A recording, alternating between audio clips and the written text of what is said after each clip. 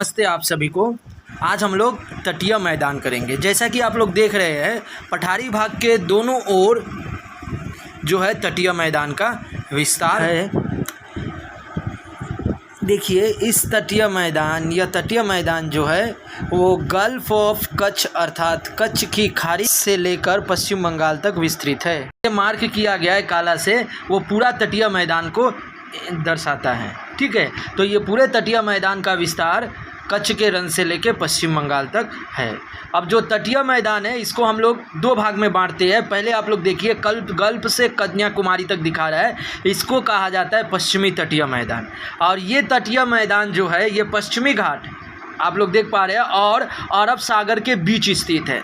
यह तटीय मैदान पश्चिमी घाट और अरब सागर के बीच स्थित है। पश्चिमी तटीय मैदान को उत्तर से दक्षिण में विस्तार के आधार पर तीन भागों में बांटा गया है। पहला देखिए, कच्छ की खाड़ी से लेके खंबात की खाड़ी तक के तटीय मैदान को गुजरात तट कहा जाता है। ठीक है, उसके बाद दूसरा, खंबात की खाड़ी से लेकर गोवा तक के तटीय मैदान को, ठीक है, इसे कहा जाता है कोंकण तट।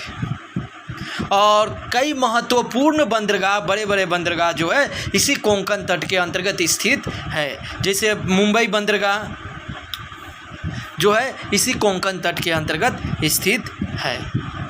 ठीक है, तो ये आर्थिक दृष्टि से भी जो है इस कोंकण तट का विशेष महत्व हो जाता है। नर्मदा और तापी नदी भी इसी कोंकण तट से होकर बहती है। अब देख लेते हैं पश्चिमी तटीय मैदान का सबसे दक्षिणी भाग। जैसा कि हम लोग देख पा रहे हैं, गोवा से लेके कन्याकुमारी तक के तटीय मैदान को मालाबार तट कहा जाता है। ये पश्चिमी तटीय मैदान का सबसे दक्षिणी भाग है। ठीक है, और इस मालाबार तट के अंतर्गत कई लैगून स्थित है।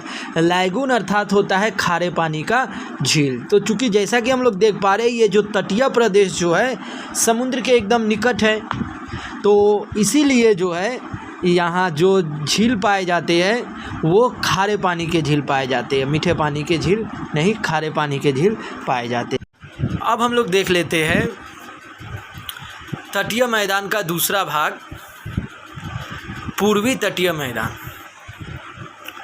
अगर पूर्वी तटीय मैदान की बात की जाए तो पूर्वी तटीय मैदान पूर्वी घाट और बंगाल की खाड़ी है ना, यहाँ भी कई सारी नदियाँ बंगाल की खाड़ी में गिरती है, इसके बीच स्थित है।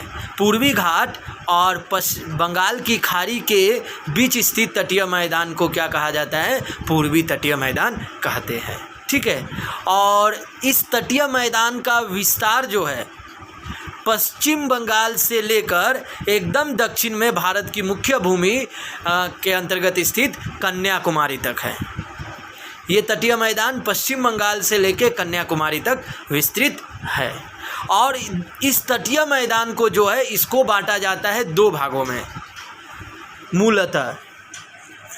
एक जो इसका उत्तरी भाग है वो कहलाता है उत्तरी सरकार, और दूसरा पूर्वी तटीय मैदान का दक्षिणी भाग को कहते हैं कोरोमंडल तट।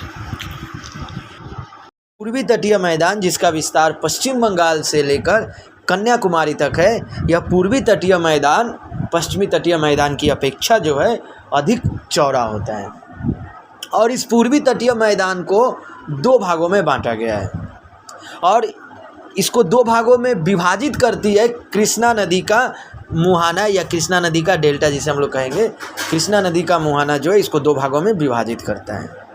उसी के आधार पर इसके दो भागों में विभाजित किया गया है। तो पश्चिम बंगाल से लेके कृष्णा नदी के मुहाने तक के तटीय प्रदेश को, पश्चिम बंगाल से लेके जैसा कि आप लोग देख पा रहे हैं, कृष्णा नदी के मुहाने तक के तटीय प्रदेश को उत्तरी सरकार कहते हैं, और दूसरा कृष्णा नदी के मुहाने से लेकर कन्याकुमारी तक के तटीय प्रदेश को कोरोमंडल तट कहा जाता है। हम लोगों ने देखा उत्तरी सरकार का तट का विस्तार पश्चिम बंगाल, उड़ीसा और आंध्र प्रदेश तक है ना।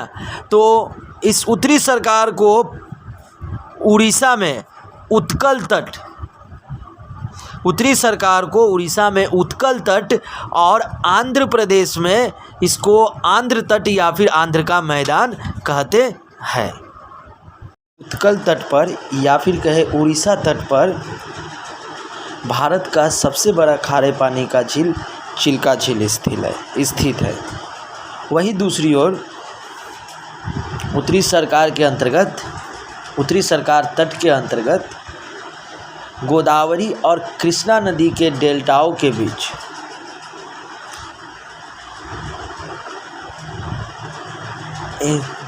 के बीच कोलेरू नामक मीठे पानी का झील स्थित है। अब अगर बात की जाए दक्षिणी भाग जो है उसके अर्थात कोरोमंडल तट के अंतर्गत जो है पुलिकट झील स्थित है, जो कि एक खारे पानी का झील है। ठीक है, तो हम लोगों ने पूर्वी तटीय मैदान और पश्चिमी तटीय मैदान के बारे में जाना।